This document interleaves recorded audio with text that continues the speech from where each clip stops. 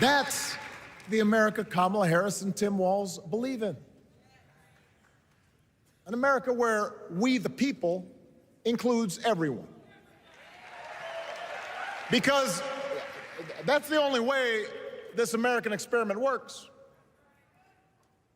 And despite what our politics might suggest, I think most Americans understand that. Democracy isn't just a bunch of abstract principles and dusty laws in some book somewhere. It's the values we live by. It's the way we treat each other, including those who don't look like us, or pray like us, or see the world exactly like we do.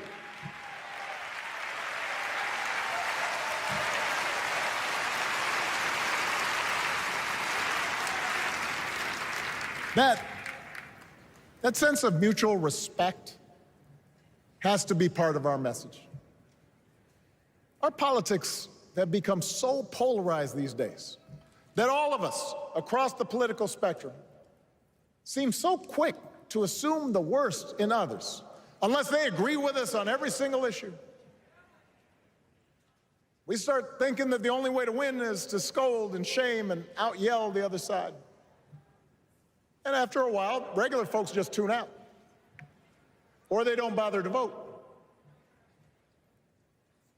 Now, that approach may work for the politicians who just want attention and thrive on division, but it won't work for us. To make progress on the things we care about, the things that really affect people's lives, we need to remember that we've all got our blind spots and contradictions and prejudices, and that if we want to win over those who aren't yet ready to support our candidates, we need to listen to their concerns and maybe learn something in the process. After all, if a parent or grandparent occasionally says something that makes us cringe, we don't automatically assume they're bad people. We recognize that the world is moving fast, that they need time and maybe a little encouragement to catch up. Our fellow citizens deserve the same grace we hope they'll extend to us.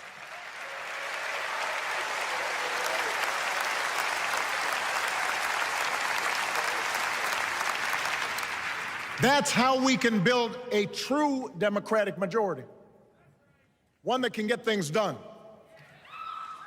And by the way, that does not just matter to the people in this country. The rest of the world is watching to see if we can actually pull this off.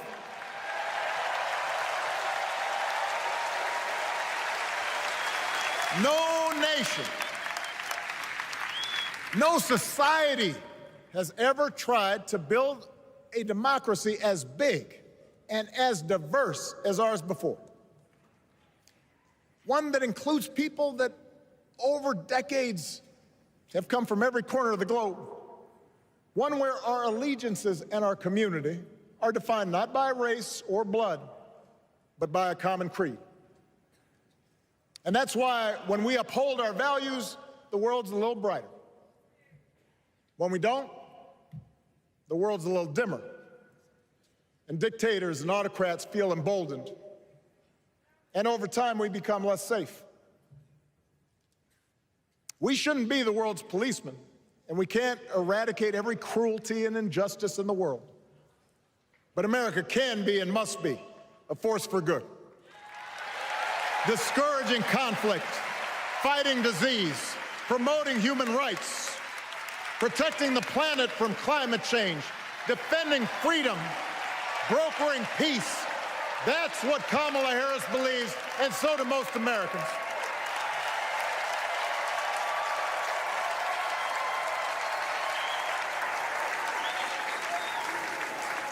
Now,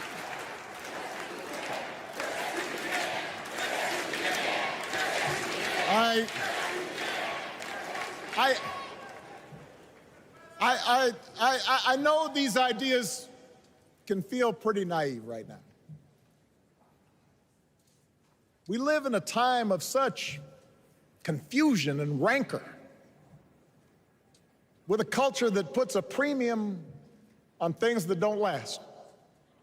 Money, fame, status, likes. We chase the approval of strangers on our phones. We build all manner of walls and fences around ourselves, and then we wonder why we feel so alone. We don't trust each other as much because we don't take the time to know each other. And in that space between us, politicians and algorithms teach us to caricature each other and troll each other and fear each other. But here's the good news, Chicago. All across America, in big cities and small towns, away from all the noise, the ties that bind us together are still there. We still coach Little League and look out for our elderly neighbors. We still feed the hungry in churches and mosques and synagogues and temples.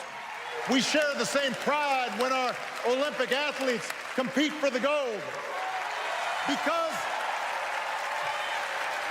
Because the vast majority of us do not want to live in a country that's bitter and divided. We want something better. We want to be better. And the joy and the excitement that we're seeing around this campaign tells us we're not alone. You know, I've spent a lot of time thinking about these past few months because, as Michelle mentioned, this summer we lost her mom, Ms. Marion Robinson. And I don't know that anybody has ever loved their mother-in-law any more than I love mine. Mostly it's because she was funny and wise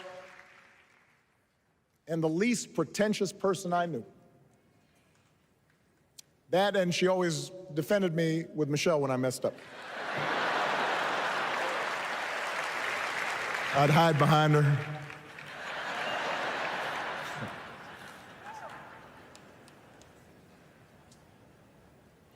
But I also think one of the reasons Mary and I became so close was she reminded me of my grandmother, the woman who helped raise me as a child.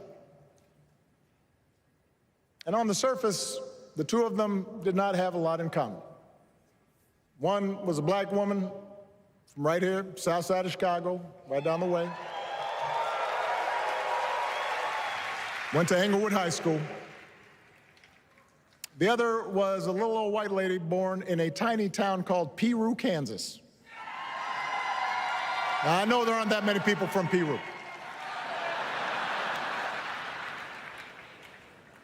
And yet they shared a basic outlook on life. They were strong, smart, resourceful women, full of common sense, who, regardless of the barriers they encountered, and women growing up in the 40s and 50s and 60s, they encountered barriers. They still went about their business without fuss or complaint and provided an unshakable foundation of love for their children and their grandchildren.